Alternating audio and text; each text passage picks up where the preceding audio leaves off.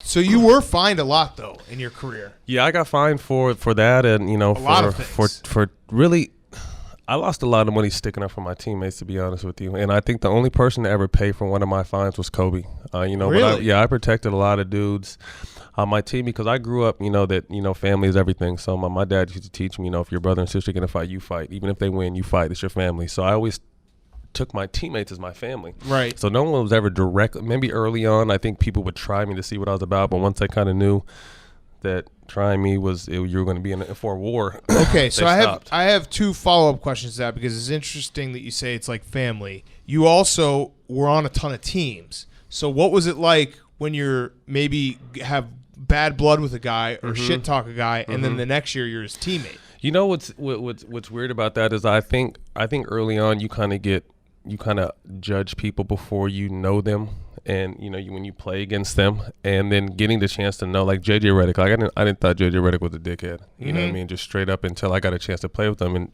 one of the coolest dudes I've ever met, and still friends to this day. So I think I have other stories where guys I just thought were a certain way, probably like people kind of think I'm a certain way, and then they meet me like, oh, this dude's kind of chill, he's cool, you know what I mean? So, whether we had bad blood in the past where we weren't teammates, once we were teammates, we were family. And then the other question off of that is, do you think that like that enforcer, bad boy, whatever you want to call it, role has kind of gone away in the NBA? Because it feels like it has. Like there's not a lot of guys you can point to like, don't go with that guy. Yeah, I think it has. I think the physicality as a whole is, kind of like on a powder puff flag football level right now, which is unfortunate. But I understand where the NBA is going. They want to see more scoring, so they kind of take the defense and the physicality out of the game and call a bunch of fouls. So, the people who really just enjoy playing defense and enjoy physical play, like that game is kind of long gone. Right. Who is your favorite player to shit talk?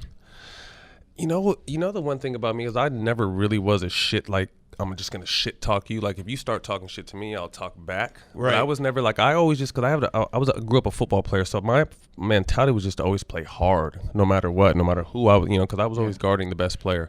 So it was never really like a back and forth like shit talking situation. Kobe and I got in a couple scuffles, and that's how we kind of ended up becoming teammates, because he's just like, anyone crazy enough to fuck with me is crazy enough to be my teammate. So that's how we became teammates. I'm glad you brought up Kobe, because I need to get to the bottom of something. So for years and years, we all thought that you put that ball in Kobe's face and he didn't flinch a bit. And then about a year ago, we got some alternate angles, some new information came to light. Digging up that kind of stuff. I don't weird, know. Right? Service journalism. Right. And it looks from the other angle like it's not like the ball was right in his face. You kind of pump faked it to the side, and he didn't move his head. What is your recollection? The ball's right in his face.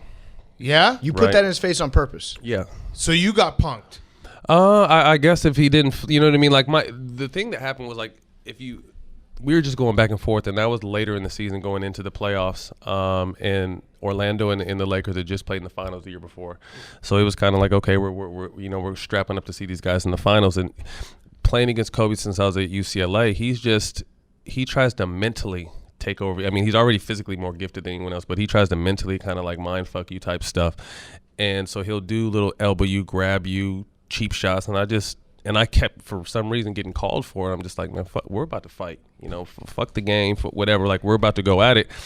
And it was just something that happened. Like, it wasn't like, all right, I'm going to fake the ball in his face type situation. Like, I just did it. Right. You know what I mean? So the fact that he didn't flinch, he's probably the only person in the world that probably wouldn't flinch. Probably him and Mike Tyson. And he just didn't flinch. Was that embarrassing for you?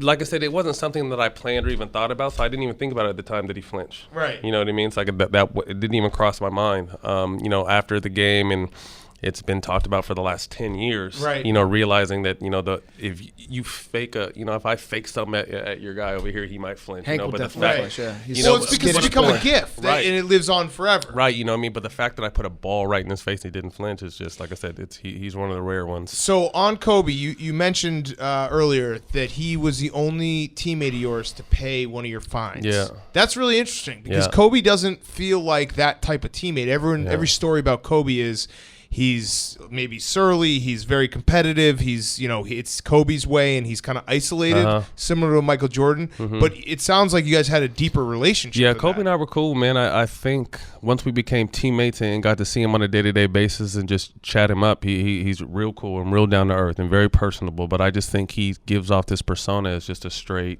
killer, which he is, you know what I mean? But if you're able to kind of peel the layers back, very cool. I mean, for an example, I took my twins turned 10 last November, and he worked them out for their birthday. You know what I mean? So I took them out to Orange County and surprised them and little stuff like that. Then after that, he sent their whole team shoes and warm-ups and all that kind of stuff. So Kobe is a real cool dude. I just think the persona he puts off was always just, it's game time type situation. But when he's chilling, he's chill. What is Kobe like as a personal trainer for 10-year-olds? I got to expect that he's just incredible. as intense. Yeah. Incredible. You know what I mean? Like the little skill work they were doing, and then he made them run at the end, and one of the twins didn't want to, and he made them, and I loved it. You know what I mean? So it was just his attention to detail. It doesn't waver no matter how old you are, and I think that's great.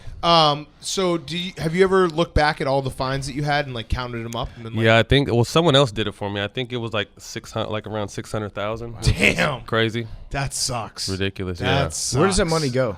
That's what I want to know. Like I feel like if you're taking my money, you're going to take it. I should be able to say where, I should be able to pick the charitable cause or send it to my charitable cause. Who knows where that money went? Probably David Stern's pockets. Was there a specific ref that you knew was gonna this guy does not like Matt Barnes, it's gonna be on tonight? Because there's a lot of stuff about the Rockets had their whole thing with the refs. Scott Foster, he's a dick. He's always been. He's just really arrogant. But I just think overall, I think you earn a reputation whether good or bad, and I earned that reputation. So my fuse with the refs wasn't very good. I think the further along I got in my career, it improved because I got to know him on a first name basis and really talk to him. But I wouldn't change anything. It's just I'm that competitive while I'm playing. So if I get a T here and there, I'm not tripping.